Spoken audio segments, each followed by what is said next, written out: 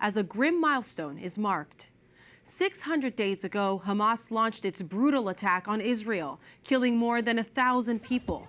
Of the 251 hostages taken, 58 are still being held captive and only 20 presumed still alive. Since then, Israel's retaliatory assaults have been constant and unrelenting. Tens of thousands of Palestinians have died, and the humanitarian situation is dire. Today, Pope Leo XIV issued this appeal.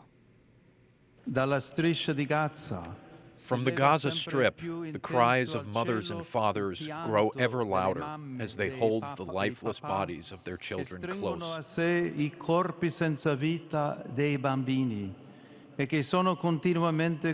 Forced to move continuously in search of some food and safer shelter from the bombings. I renew my appeal to those responsible. Cease fire, let all hostages be freed, and let humanitarian law be fully respected. The White House says it could share a new Middle East ceasefire proposal as early as today. And President Donald Trump reveals a call he made to avoid a conflict with Iran. White House correspondent Owen Jensen reports. Owen? Monse, President Donald Trump wants more time to get a nuclear deal done with Iran.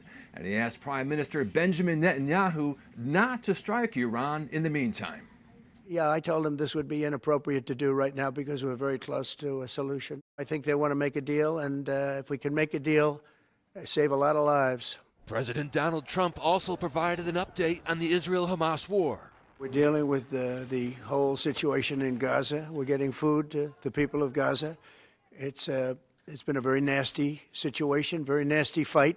The president's chief negotiator says the terms of a new ceasefire deal could be delivered later today.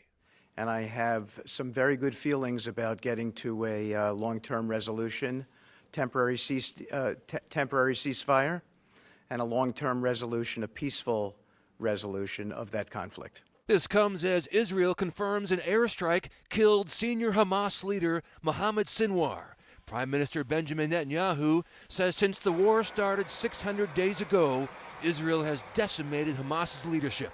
We eliminated tens of thousands of terrorists. We eliminated Def, Haniyeh, Yahya Sinwar, and Mohammed Sinwar. Israel has vowed to seize control of Gaza and fight until Hamas is destroyed and the hostages returned. In Tel Aviv, families of hostages and activist groups marked Day 600, and this former hostage says he was starved, eating only one biscuit per day. Yeah, it was a very difficult time for me there, but at the same time, my faith in God became very strong. Palestinians, too, have become increasingly desperate for food. At least one Palestinian was reportedly killed and dozens wounded when gunshots were fired on a crowd that overran a new aid distribution site. And today at the United Nations, one trauma surgeon from California addressed the UN Security Council. I did not see or treat a single combatant during my 5 weeks in Gaza.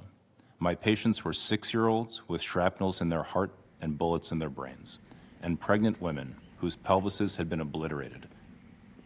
Also tonight, the UN's Atomic Watchdog Group says the jury is still out regarding negotiations between the U.S. and Iran over its nuclear program, but adds the continuing negotiations are a good sign. At the White House, Owen Jensen, EWTN News Nightly.